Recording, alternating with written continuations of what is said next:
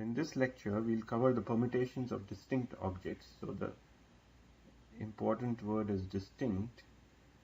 So as I mentioned before, if we consider alphabets of the word apple as objects, so you have A, P, P and L, E, each as the separate objects. They are not distinct because you have P occurring 2 times.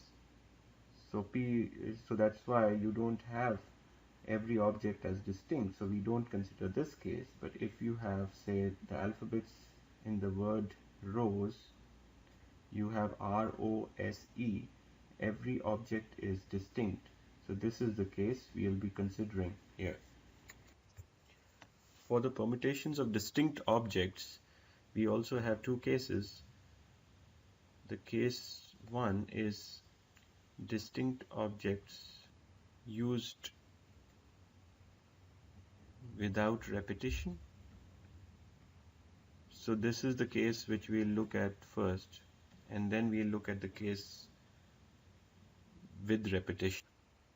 So for this case, we'll just try to look at a theorem, so which is a statement we have to establish. So the number of permutations of n distinct objects taken r at a time, where r lies between 0 and n, and objects cannot be repeated, is denoted by this notation.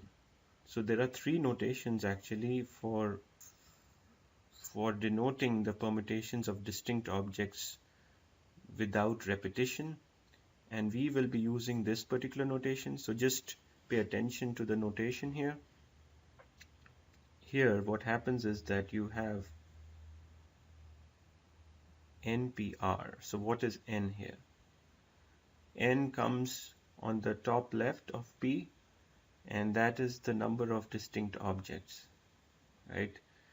So in case of the example rose, and we consider each alphabet of rose to be an object, then we have n equal to 4, right?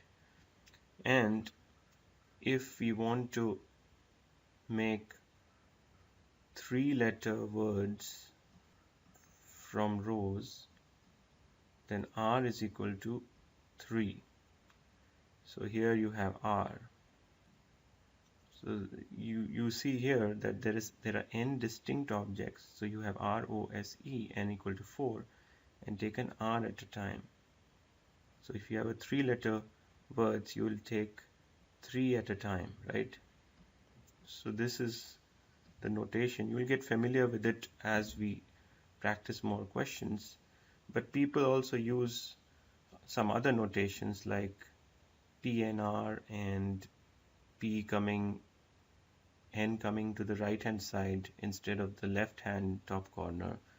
These are fine, but this is the notation which I'll use for the rest of the lectures on permutations. And the theorem basically says that permutations of n distinct objects where objects cannot be repeated, which is this, is equal to n factorial divided by n minus r factorial. So this is the theorem which we have to prove. So we'll do that next.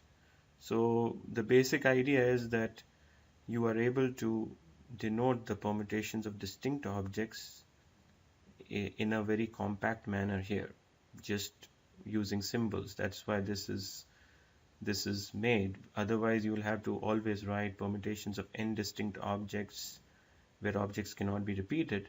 So whenever people actually talk about this notation, any of these, but we are going with this. So P and R is actually not just permutations, but it is permutations of distinct objects used without repetition. So this is should be very important for you, that this notation is only for permutations of distinct objects used without repetition. So we'll prove the theorem next. So let us now prove the theorem which I had stated.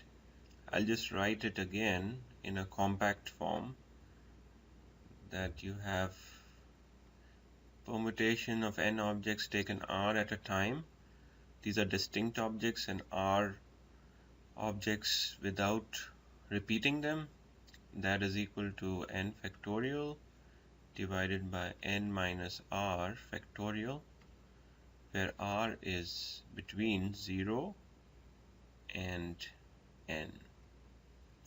So this is crucial, that you can only take objects between 0 and n out of n objects, right? So what we'll do before starting with what it means, like we'll just take, this is the proof.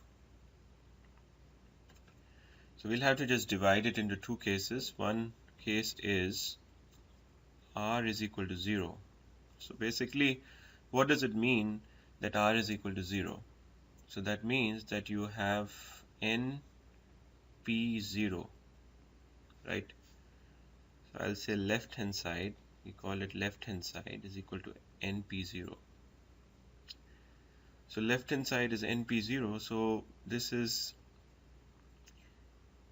n distinct objects taken 0 at a time. So what we take it to mean is that we just leave the arrangement as it is. So you just keep the objects as they are. So you don't really rearrange them at all. For example, if you had, say, objects as alphabets in rows, like 4 objects, then you just keep them like this. So you don't try to rearrange them. So you just have one permutation or arrangement. So this is just by definition you make it like this. So therefore np0 is equal to 1, and then you have the right hand side, and right hand side is, go a little bit down, so right hand side is n factorial divided by n minus r factorial, right? So this is n factorial divided by n minus 0 factorial when r is equal to 0, and this is equal to 1 because you have n factorial here, and so I can use one like this maybe. So n factorial here and n factorial here, and it's 1. So you have right hand side is equal to left hand side. So you have proved it for r equal to 0. And now we'll just look at the more interesting case actually, which is r greater than 0 and n, right? So for this we have to prove this. So we have again n distinct objects, and then we have to basically take them r at a time. So just remember how we used to do the fundamental principles of counting. So what I do is that, because you have to take r at a time, draw r boxes.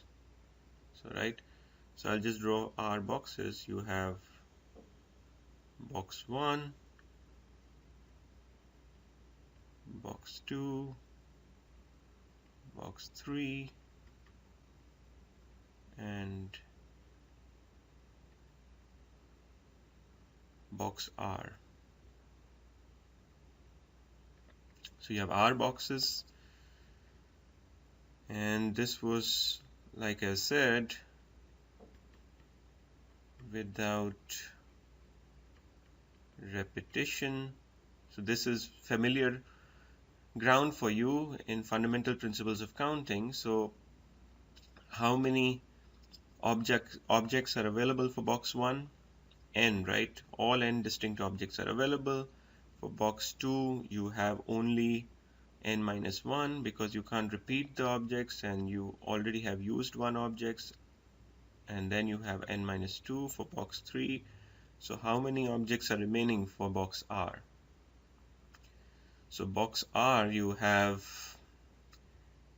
n minus R, right, plus 1. So why is that? You see that for the, you can call this n minus 0, you just see the pattern that here you have one number less than the top, right? So you have 0 being 1 less than 1 here, and then you have for box 2 n minus 1, so it is 1 corresponding to 2 and 2 corresponding to 3, so you just have to be one number actually less, so it's r minus r plus 1, so you just have this, so I should just call it br just for clarity. So you just have this. You will easily get the understanding if you think about it carefully. So what is NPR in this case? So these are the number of arrangements we have of n distinct objects, right, taken r at a time. So we have already done this through fundamental principles of counting, so because we just have to multiply all these numbers, right? So you have n multiplied by n minus 1 multiplied by n minus 2 and so on till n minus r plus 1, right? That's true. So this is certainly the answer, but now we have to see how to express it. This is the left hand side, right? And what is the right hand side? Right hand side is n factorial divided by n minus r factorial, right? So we just expand it. We recall the factorial notation from our lectures, and you just have to expand it. N factorial is just the product of numbers between n and 1, so I'll just write it like this.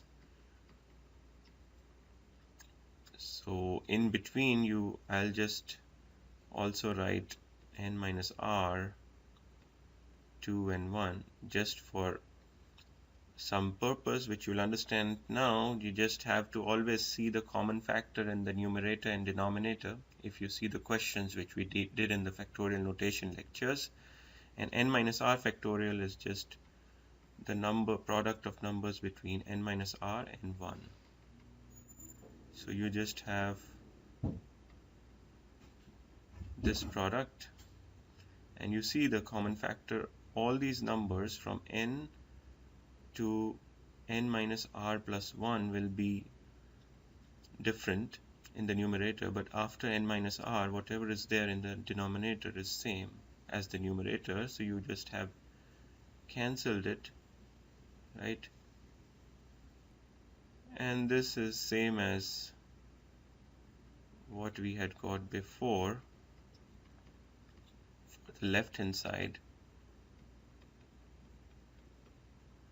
So left hand side is equal to right hand side, and hence proved. So the main thing in a theorem is that you identify the left hand side, which is this, and try to you have to prove that it is equal to the right hand side. We don't know initially that left hand side is equal to right hand side, but then after we got this expression and the right hand side is also equal to this expression, that's when you actually prove the theorem, or the statement is basically proved now after seeing that two sides are equal. Okay.